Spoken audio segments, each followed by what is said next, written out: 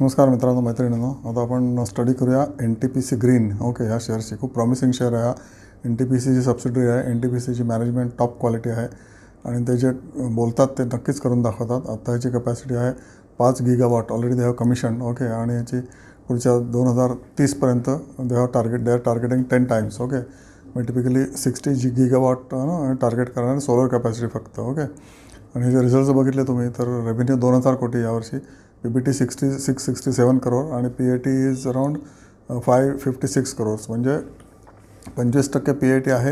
एवढा कमी का? ऑपरेटिंग प्रॉफिट त्यांचा जो 95% असतो. ओके, त्यानंतर डिप्रिसिएशन जातं मोठं.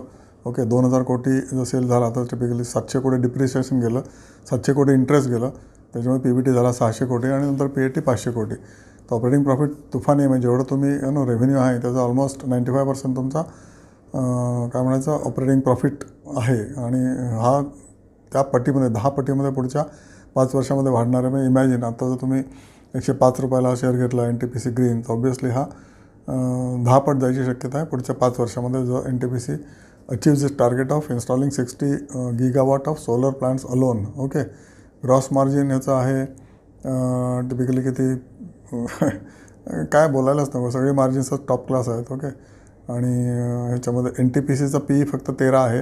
NTPCसुद्धा घ्यायला हरकत नाही. NTPC ग्रीनचा PE आत्ता आहे किती खूप जास्त आहे, 150 वगैरे NTPC ग्रीनचा आत्ता PE आहे. का? कारण फॉरवर्ड PE हा डिस्काउंट केलेला नाही आहे.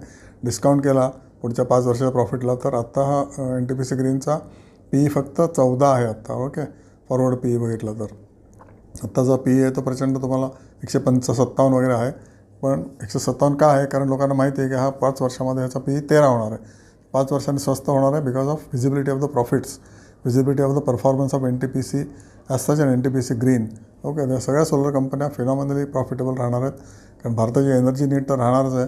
या कंपनीने प्लांट लावल्यामुळे त्यांची इलेक्ट्रिसिटी खपणारच आहेत. प्लांट्स काय आयडल बसणार नाही आहेत. ओके, आणि सगळ्यांचे ऑपरेटिंग प्रॉफिट्स टिपिकली 25 to 30% आहेत. या ज्या सोलर सेक्टरमध्ये ज्या कंपन्या आहेत त्या, तुम्ही या सगळ्या सोलर सेक्टरचा स्टडी करा आणि त्याच्याप्रमाणे तुम्हालाच कळलं. मी सांगायची जरूर नाही की कुठल्या कंपन्या टॉप नॉच परफॉर्मन्स आहेत पुढल्या 5 वर्षामध्ये. ओके, त्यापैकी सोलर सेक्टर एक आहे, दुसरा सेक्टर आहे वेल्थ सेक्टर. म्हणजे all AMC companies, HDFC AMC, Aditya Birla AMC, नंतर निप्पॉन इंडिया AMC वगैरे वगैरे. आणि तिसरा जो सेक्टर आहे तो कुठला आहे?